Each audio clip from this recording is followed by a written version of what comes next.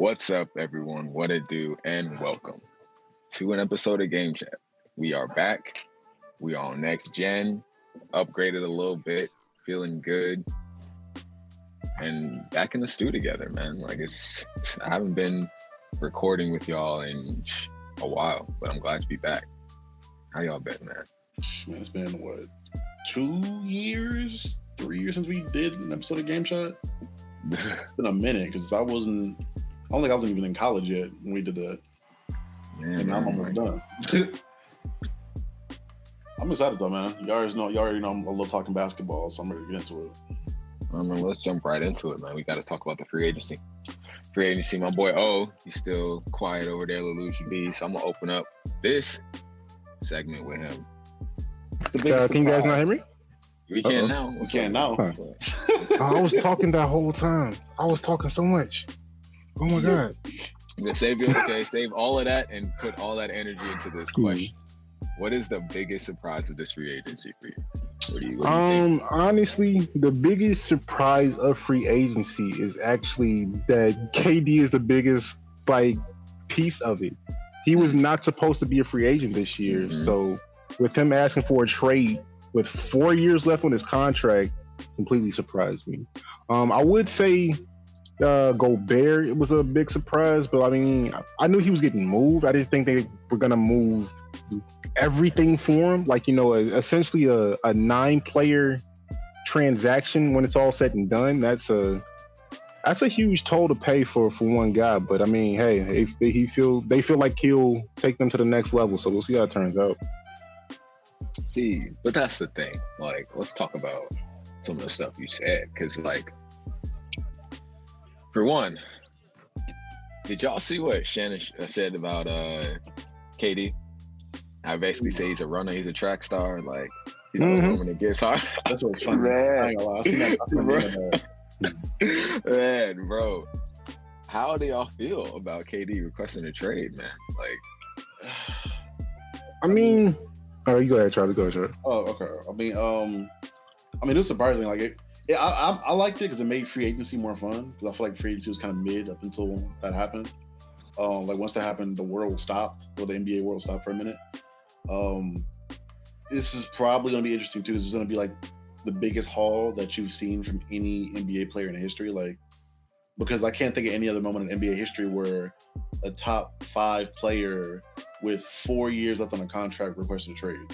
So literally whoever gets him is getting the rest of KD's prime. And then we've seen this last season, his prime was 30 points a game first season at 7 feet tall. So that's gonna be interesting. I won't get into the details on how difficult that trade's gonna be just yet, but I'm excited. I'm excited to see what happens.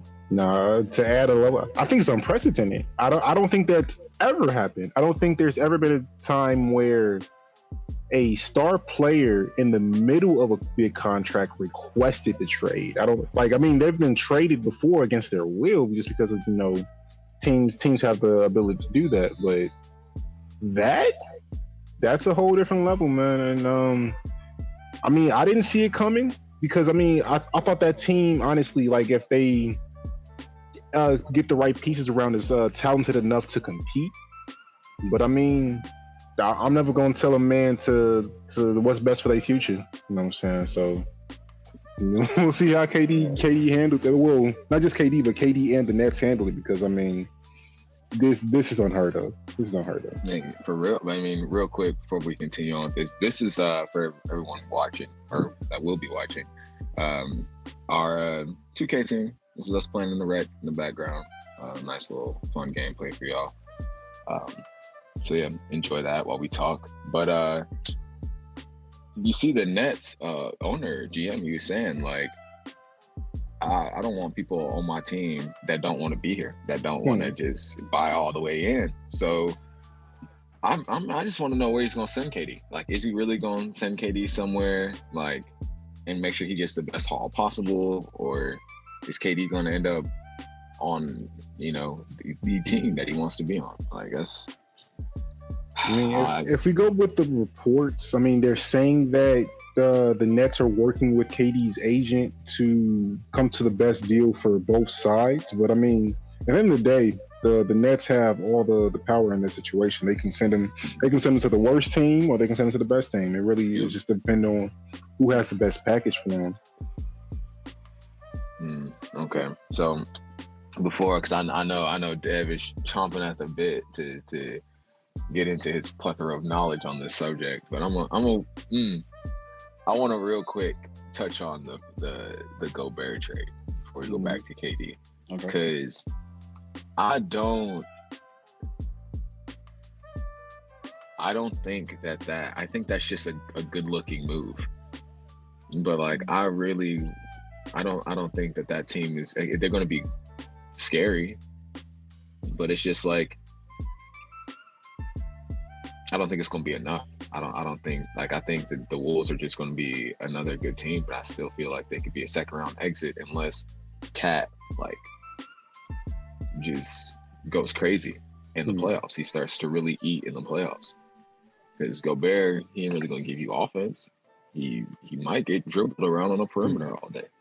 Like, so I mean, I just think that sounds good, but to get rid of 9 players? Oh, you said 9 players? Yeah, just because it was 4 players and 4 players, 4 picks, and 1 pick swap. So I thought it was 3 players. It was Vanderbilt, Pat Bev, and oh my God, who's that last dude? Yeah. I know. There's 3. It was 3 people. Vanderbilt, Pat Bev, Malik Beasley, and that one rookie they just drafted. The rookie they drafted this year. Yeah. Oh, they give up Malik Beasley. I forgot about that too. 4 players, and then 2 unprotected first rounders. Right.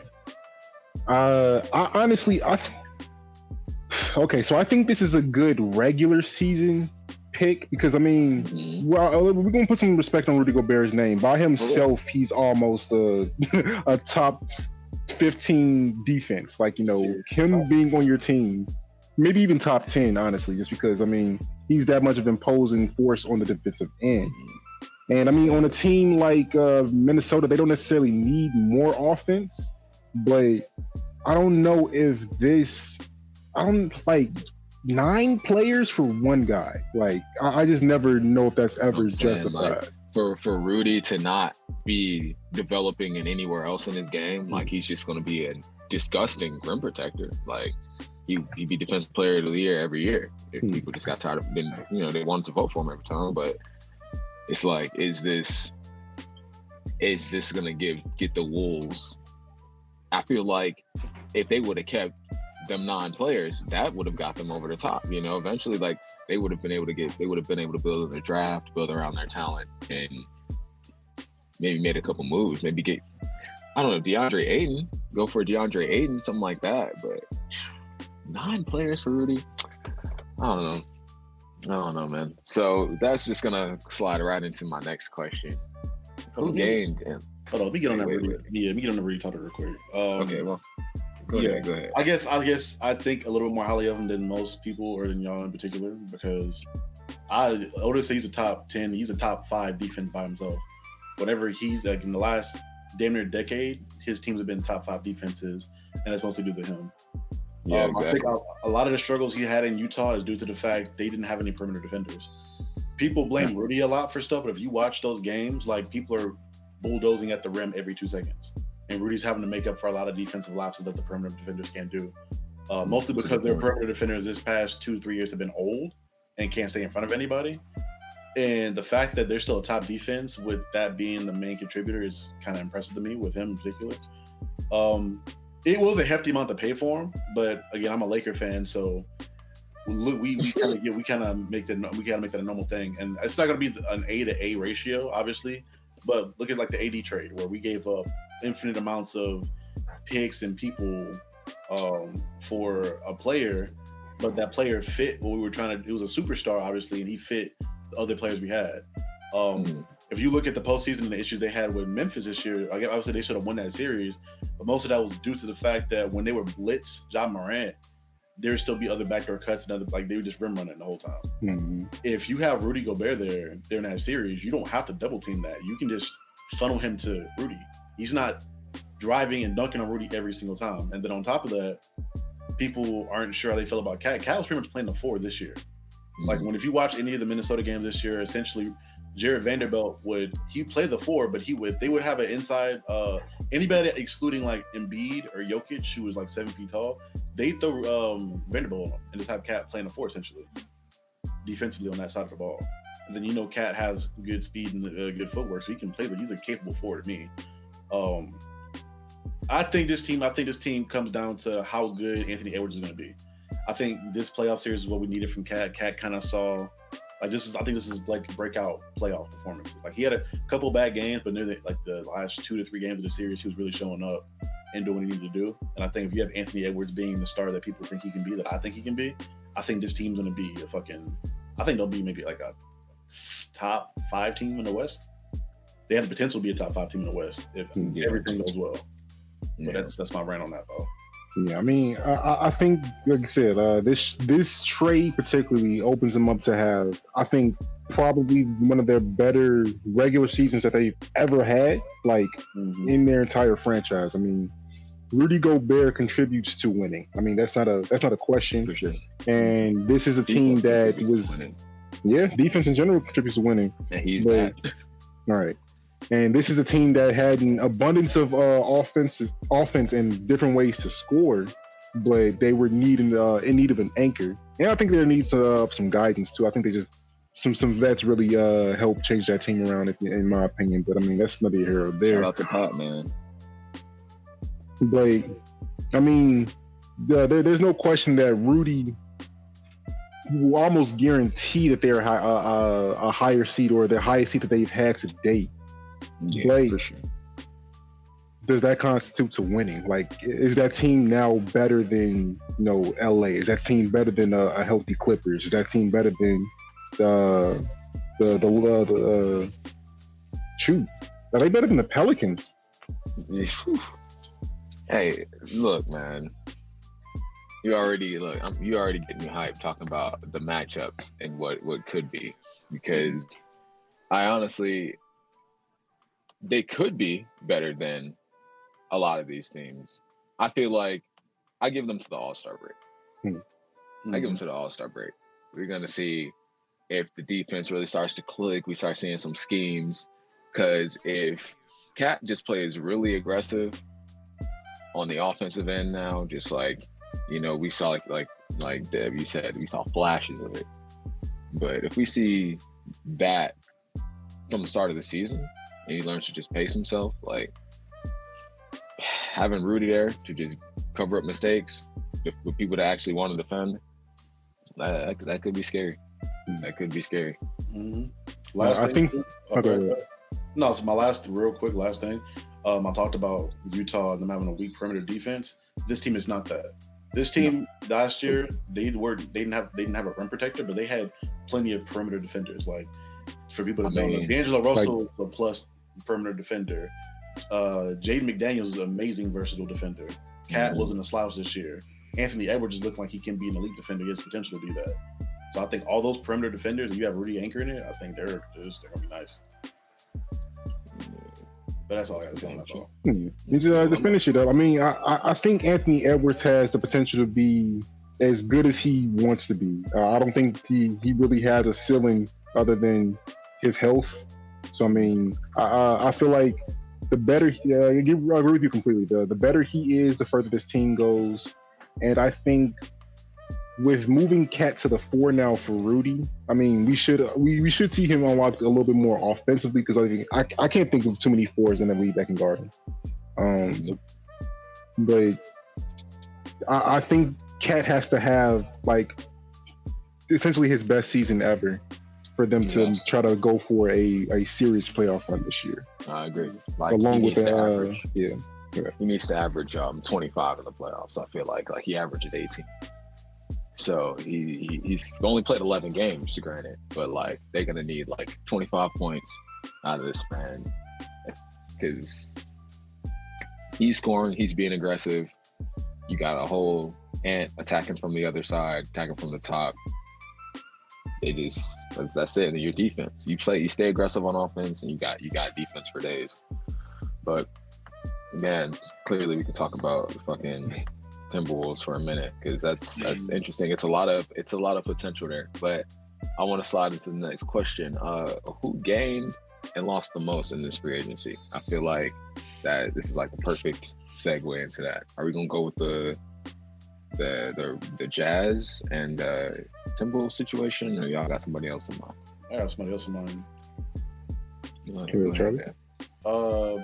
San Antonio, but I think they did that. They purposely did that though, because they're tanking for Victor Watanabe, I think, or Watanabe, I believe his name is. That 7'2" Frenchman who's supposed to be Rudy Gobert with like guard skills. He was cooking that man. Yeah, they're touting that man to be the highest touted prospect since LeBron, which again we've seen that like with Zion again, but that goes to show the level of hype that he's going to have coming in. Because I mean, outside of Chet this year, there's not a lot of players that are like that big with skills that versatile, that consistently, that smooth. I mean, Paolo can do a lot of things that Chet can. Don't sleep on Nikola Jovic, bro. I'm gonna get into him tonight, but he ain't got the hype though. Those guys are good. But this dude's 7'2". That's like 4 more inches and a longer wingspan. Yeah, I guess when you're 6'11" and when you're 7'2", that is honestly a big ass difference. That's like KD compared to Andre Drummond. Yeah. And then again, you're not blocking that. But again, I'm not saying those guys are slouches, but this dude's different. He's different. But again, they gave away DeJounte Murray for what they get for like a first round pick in Danilo Gallinari. Then they let Lonnie Walker walk, and LA picked him up. But again, they're tanking though. I kind of felt bad for San Antonio fans because you're not used to your teams being bad at all. Like your team's either been championship teams or consistently good for like the better half, almost 2 decades now.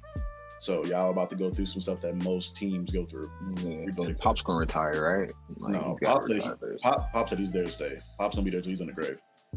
Damn, my Pop said I'm gonna be in basketball to the death of me. All right, respect.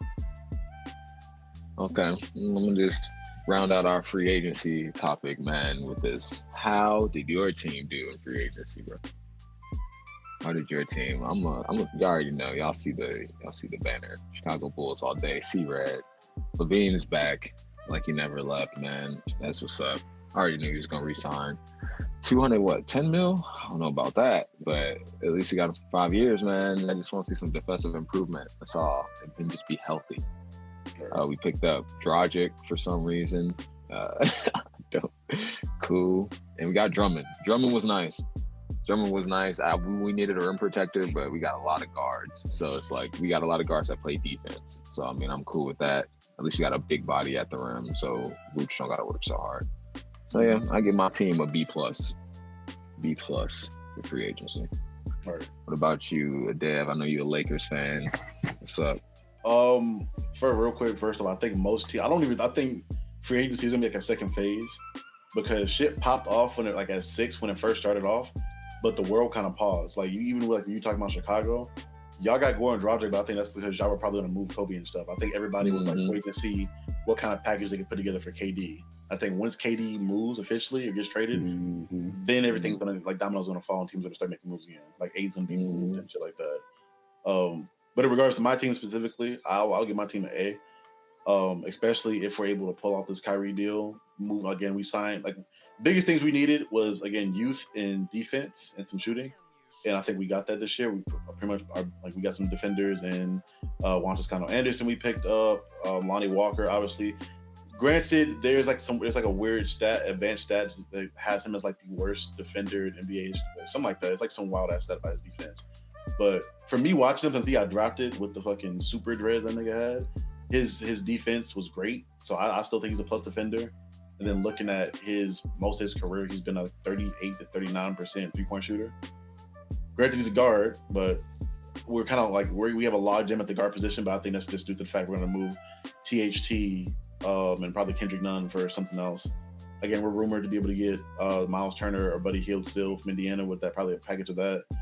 But I think our biggest thing right now, we're in negotiations with Brooklyn to get to Kyrie, which the way it's sounding now is just they're trying to get us to take on Joe Harris and Kyrie so they can, and then we're trying to get Seth Curry instead of Joe Harris because Joe Harris' injury. Plus, he has, I think, a little bit more money on the books.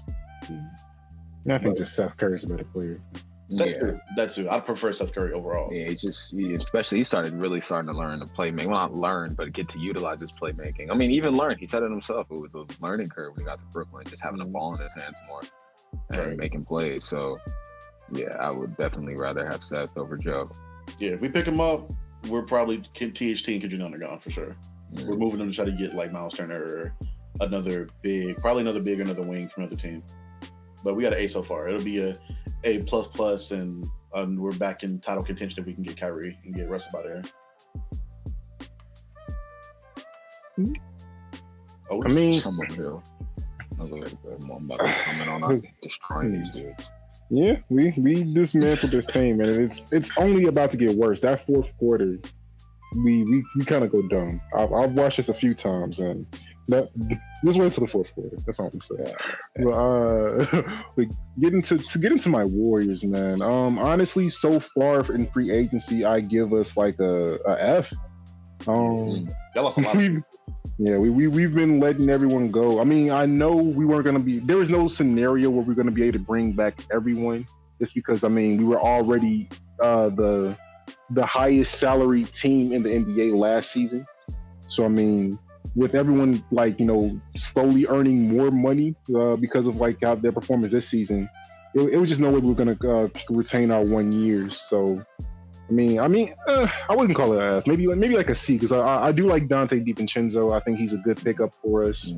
I think he adds some versatility to the bench because where Gary Payton II couldn't, just because you can run Dante DiVincenzo with Draymond and Iggy, but you can't run GP2 with them two, because then you'll have just no spacing or shooting at all.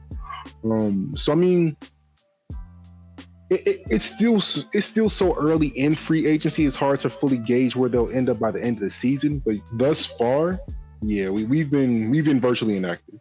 So C minus. I think y'all for sure doubling down on your guys that you love so much with Kuminga and Moody. Letting those guys know you're gonna give them a lot more minutes for sure. Mm-hmm. And then on top of that, what was I just about to say? I had something on my fucking brain that I was just about to say in regards to y'all. Oh my God, I just had a whole mind fire.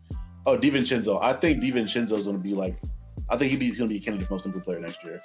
Watching him a lot in Milwaukee Milwaukee, as good as they were at how they got that ring, they were still terrible offensively. Like, if it wasn't Chris or Giannis doing something, it was nobody.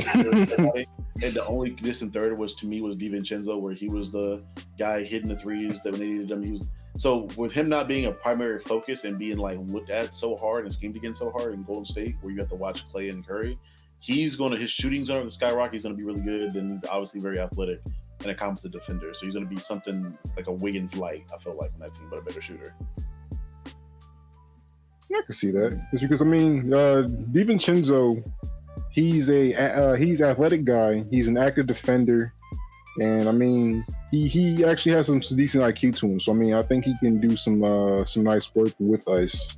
But losing Gary Payton Jr., it hurts. Yeah, to Portland, right? Mm-hmm. He signed a 3-year deal with Portland. What other move did Portland make? So they have Jeremy Grant. They got GP2 now. They either traded or signed another rookie, or not rookie, but another young guy. Let's see what Portland has done in free agency. They have a solid team now, though. They re-signed Nurkic. That's the only other thing I can remember off the top of my head. They did. And I think did they give Anthony Simons an extension? I believe they gave him an extension. Yeah, so they have a solid team. Obviously, still not enough to contend at all in the West. Not enough talent to me. They're going to resign for the max. Right. I don't know when they're going to let Dame go. I mean, if you just trade Dame, you could build a really nice young team with all the pieces you have. I don't know why they haven't. Like, at this point, Dame, not even Dame, the Portland Trailblazers should just say, like, okay, Dame, where do you want to go? Because we need the cap space. Yeah, they're not going to move him unless he wants to be moved because he's fucking Damian Lillard. He's Mr. Portland. And then he has this, like, I think I saw this I heard somebody say this in an interview, and I kind of agree with it. Once he saw Giannis win a ring, that's when he was that sealed his fate. Like, he's not going nowhere now because he's seeing somebody else grind it out from the mud, and that wasn't Steph, because like obviously he fucking despises Steph Curry for obvious reasons. But he doesn't despise Steph. He just hates him on the court. Well, yeah, basketball wise, because I remember that whole debacle he had where when what was it, the year after Clay and KD left or they got hurt. So he's gonna really see what it's like to carry a team now, and then he got like a scoring title that year. But yeah, because he literally like Curry's probably the main reason, and that worries him the main reason he didn't have a lot more success in his career and more accolades and maybe a championship almost. But yeah, I think after you saw Giannis win that shit, he is not going nowhere now because he's seen somebody get it out the mud, so he definitely wants that now. Really bad in Portland. You need to be telling them to block for KD because they don't. Yeah, honestly, if they get KD, then sure, like yeah, they're right there ready to contend again. But anything less than KD is nothing. Like they are a play-in. Well, maybe an 8th seed. Maybe yeah. I mean, because I would not put a healthy Dame can get you to the playoffs. So I'm not gonna discredit them that much. They can make it to the playoffs, but again, they're a first to second round knockout. If they get KD, they're still a first to second round knockout. To me, like, because obviously if they get KD, there, Simons is gone. Jamie Grant's probably gone. Nurkic, well, they probably keep Nurkic. He's older, but all the young talent they have is going to be have to like. That's the one bad thing about the Gobert trade is that the price on KD went up. Right. So that's I guess do you want to go ahead and get into the free agency details with the money and stuff now? Yeah. Go ahead, Dad. The floor is yours. The difficulty in trading, again, I guess I just became somewhat of an expert on it because I've been researching a lot of like the rules and things of free agency this year because this year is a very unique situation with KD, in which because they have Ben Simmons, who's a young player who got a max rookie extension, there's a rule in the NBA where you cannot trade for two of those players on the same team. So that immediately puts out Devin Booker, Shai Gilgeous-Alexander. I'm pretty sure it takes out Brandon Ingram as well, Zion as well. They takes out like a good bit of the young, like all the pretty much every team that KD said he wanted to go to, it takes out because the big players that they want to get, they can't move. Unless they decide that Tyler Hero, Kyle Lowry, and some like maybe like another young piece is enough. But if you got way more than that for Rudy Gobert, they're not going to settle for less than that for KD. So either they're going to take a price gouge for them, or KD going to be sitting in Brooklyn for a minute until somebody figures it out. On that Kawhi Leonard shit, man, not playing, that would be tragic. I can't see another season like that. I would not put it past Brooklyn to actually not end up trading either Kyrie or KD this season, and then just kind of try to force him to play because I mean that team is actually competitive. Like with those three guys, if they get the right pieces around it, they actually can compete. But I think it's more of a culture thing. Like that's fire and oil. Water and oil. They aren't mixing well. They haven't mixed since they've been there, and they're just trying to salvage the situation, get what most they can at this point. No, they have to trade Kyrie though, because Kyrie's on a 1 year, and they're like, if you don't trade Kyrie now, then he walks for nothing. Then you're not going to lose a player like that for nothing. Again, granted, I'd rather, like, again, if I'm thinking as a GM, I'd rather trade him to LA and get Russ to get more money off my books, and maybe get a pick out of it, than just let Kyrie walk for nothing. I mean, but if Kyrie walks, and that's still equal amount of space on the books, like it's not. I mean, Westbrook's contract is bigger. Absolutely, that's not even a question there. So I mean, that is literally more cap space when he falls off. No, Kyrie's contract is bigger. That's why they're having the whole issue with Seth and Joe. The issue comes in because again, you'll be trading cap space essentially, but it's a matter of you getting a pick or a young player out of it. So either you just let Kyrie walk and you get money off your books, or you do the same thing with Russ, but then you get another pick or to trade later for something else, or you get another young player from us. So it's either you get a player and a pick, or you let him walk for nothing. And if I'm them, I'm getting the best of both worlds. I think most GMs are. And that's why there's been like a lot of rumors back and forth of, I don't know if we're releasing it or if they're releasing it about, other teams are. I think there's a whole thing about like Detroit's interested, and then Detroit put out a statement saying, no, we're not. So they're all they're it's like they're staring a staring contest and trying to build leverage on one another. It's just a whole thing, but I think LA has more leverage in this situation. But it's just me though. Yeah, I just hope that wherever they land, it keeps the league balanced. I don't want any more, Agreed. I don't want KD back on the Warriors. I don't want that level of competition taken out of the NBA again. Because I mean, yeah, I love those 2 rings that we got with KD, but man, like there was no competition. We know this. It's the reason why Tim Duncan retired. Mm-hmm. Yeah, NBA was dead. Well, it wasn't dead because the viewership was up, but it's just to see the Warriors play. Like, it was dead in the sense of everybody knew what was going to happen. Funny enough, though, the Warriors are they're the team with the best package right now. Mm-hmm. The picks, I know we are. The picks and the young assets, y'all have the best trade package. Stop playing. KD couldn't be in Chicago. I don't even know why I'm tripping. You trying to give up DeMar, Patrick Williams. Yeah. I mean, as long as Passe, Vucevic, man, honestly, that's why I don't want to do it. I think the Bulls are going to be a unique team. I feel like Lonzo ain't really going to play that many minutes. We're going to just play a really crazy guard rotation. And that's what he fucked up. Yeah, it's going to – I feel like Lonzo, they're just going to preserve him to the playoffs. They're going to – if we keep Kobe, I feel like they're telling him, don't ever dribble. Just look at the cup. If you can't shoot it, pass it. If you can't score it, pass it. Don't do nothing else, man. And we might make some noise because like we just need to build within.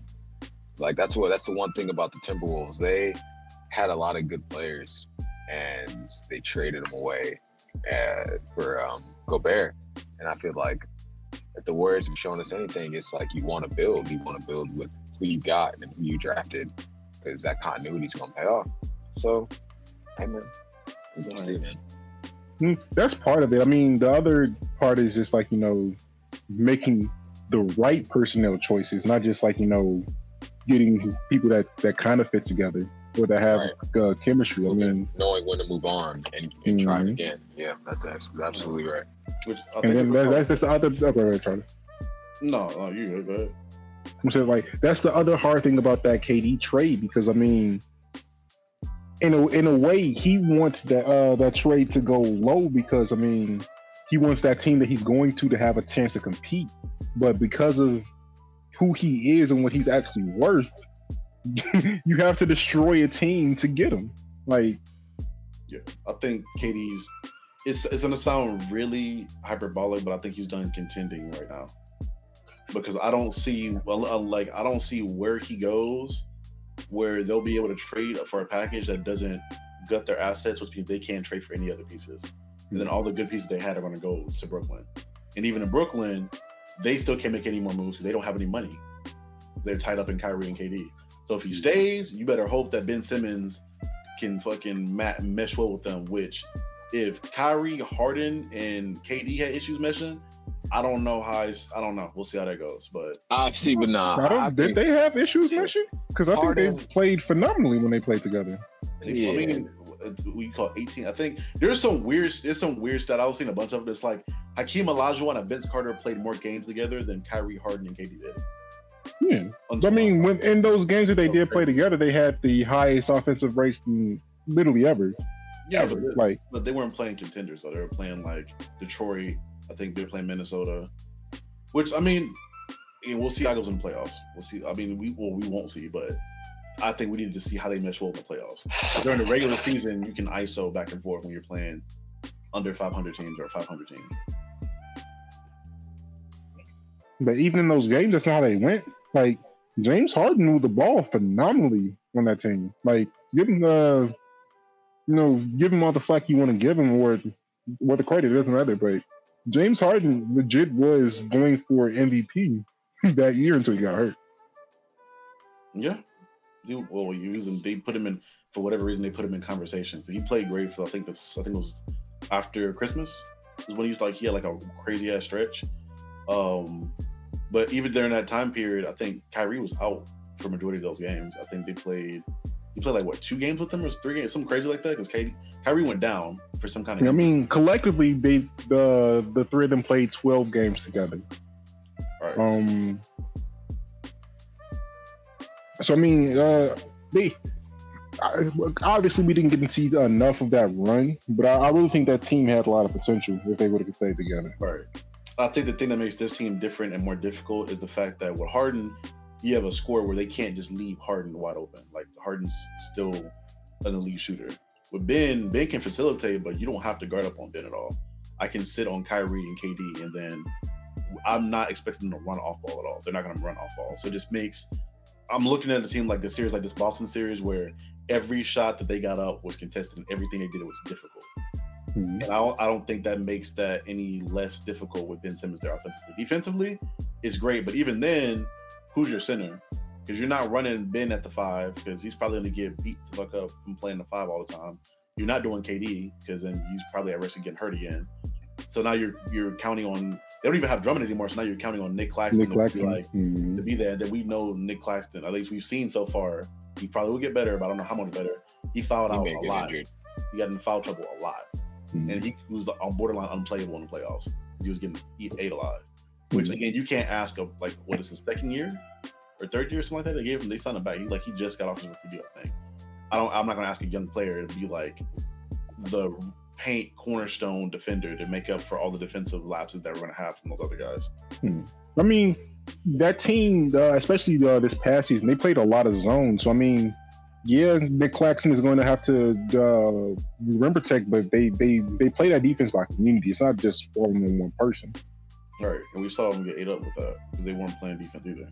And then that zone is going to be cool, but that zone's going to get ate up by if they play Embiid or Jokic, or Giannis with a healthy Chris Middleton, especially now that we have Harden, I think that team's going to get ate up even more now. I disagree because, I mean, go ahead. Ben Simmons is a walking mismatch because, I mean, there's no point guard that you can put on him to actually stop him from scoring if he's going to the basket. Kyrie and KD can both play off ball fantastically. So, I mean, if Ben is the point of attack and you have those guys, doing them, that's a really, really difficult offense to stop. I mean, on plays where Ben Simmons is not on the ball, then you can double up on Kyrie and KD easily. But I mean, you double up on one of the guys, the other guy will be open anyway. So I mean, if you put that team together the right way, it can be hard to stop. You just have to be intuitive with it. You just can't run the basic schemes that Doc was running for Ben when he was on the Sixers. Yeah. My last, I'll speak on it one more time. I don't want to I don't want to go for 2 hours on it. But to the off-ball comment you had, their off-ball is not Curry's off-ball. Their off-ball is somebody else is dominating while they're sitting in the corner waiting for an open jump shot. That's not really doing anything for them because we saw what happened with them this year, where Kyrie was just out of the possession, and when he finally got the ball, he's not in rhythm now. If they were Curry and they're running off ball and they're drawing attention away from the person with the ball, I see your point. But if Ben Simmons has the ball and those two aren't running off picks and trying to get open and they're just sitting there waiting for to be set up, and then they're sagging off of Ben Simmons because he's not going to be off like a shooting threat and they're just boarding up the paint, I just see that being messy. Then especially on defense where, yes, Ben can guard 1 through 5, but I don't see Ben consistently for an entire 40 minutes. He'd have to play almost an entire game of guarding Jokic, Embiid, and Giannis in the paint posting up for the entire game. It's just a lot to ask for, especially coming off of a back. No, they would never do that. They're going to keep Ben at the point of attack. He's going to be stopping the perimeter guy. He's going to play help defense on those guys. But he's never going to be the primary defender on them. That just doesn't make sense. To me, when you said, I'm just imagining Phoenix, where Aiden was the one anchoring it, and Aiden's a significantly better defender than rim protector than anybody they have there, and he just ate Aiden up in that second. Like, once he realized he can't stop me, and he was just euroing past them and posting them up and just dominating them, I don't know what you do at that point. At that point, you're praying for KD to have another historic performance where he's having like 50 points, and we don't know how often we're going to get that because historically, records show we haven't gotten super historic moments like that from KD if he wasn't on the Warriors. Because in OKC, he underperformed in the playoffs and his numbers dropped. And in Brooklyn, he had that crazy ass series. And then obviously Golden State. So it wasn't as hard to do what he did. That's just me trying to be as objective as I can with that. But I won't go for like 50 more minutes on it because I could all day. But. All right. So we're gonna leave it at that. Right. And I mean, do y'all want to cover our summer league topics in 2K or? Yeah, we can. I mean, this part out. Okay. Yeah, you might as well. No, that's okay. So if we're going more, let me get up some more footage and so it's not just like sitting at a still. Yeah. Oh yeah. I just cut to this new footage. It's not bad. My phone is gonna die. Yeah, I mean, if you want, we can cut this one here and then record another episode. And the next episode can be Summer League, and we can have 2K23. There'll be more updates for both of those things in the next episode. Right. Yeah, because Chet Holmgren is fucking crazy. This nigga is like 6 blocks probably, I think, right now. Yeah, and I didn't even know Summer League was going, so I got to catch up on those games. So I can't really speak on those too heavily. Yeah. Now give me time. The Bulls will play. They play on the 8th, so I get time to watch that. Yeah, the only significant talents I would advise watching Miami because Nikola Jovic is playing amazing. Like he's a hooper, man. He's gonna be an immediate piece for them. For LA, like Cole Swider is looking like an elite 3-point shooter. And then we have our center, I think Ty McCobb or something like that. Talk about Scottie Pippen Jr., boy. He's okay. Nice. He's been wishy-washy, but he's been good. He's been solid. He reminds me of Austin Rivers. Keegan Murray has been playing amazing. That dude looks crazy. Chet, obviously. Nikola Jovic, like I said earlier. Jalen, I think Brunson. Not Brunson. It's Brad something. He's on Utah. He's I think a forward or a guard on Utah. That he's been playing great. But those are all the people I've been noticing that I've been watching so far that stood out to me. Yeah, check it out. So you want to go ahead and cut to a outro then? Yeah. Go a cold exit. Stanley.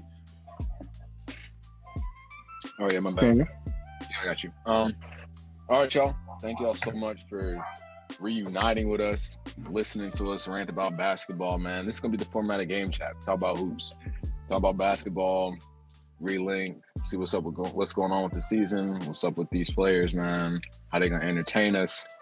I'm excited. See if anyone can, slow my Warriors down from winning another championship. We'll see if they can do it. Come on now, see red, bro. See red. Injuries beat the Bulls, not y'all. Come on now. Right. Plus, I thought Giannis beat the Bulls. I don't know. I mean, we were hurt. We were limping. Right. Plus, Giannis, man, don't get me started. I want to do some rankings and some drafts and stuff with y'all. It's like some team all-time drafts and stuff. Oh yeah, I'm with that. Especially when the season be fun. right. Yeah. Yeah, we're gonna have a lot of fun content, especially now that it's the summer before the season starts, so we can kind of get into those subjects a little bit heavier. And then when the season starts, I mean, yeah, that's when the fun begins. I'm looking forward to that. But yeah, thank you guys for tuning in. Yes, man. I'll see y'all next time. Peace.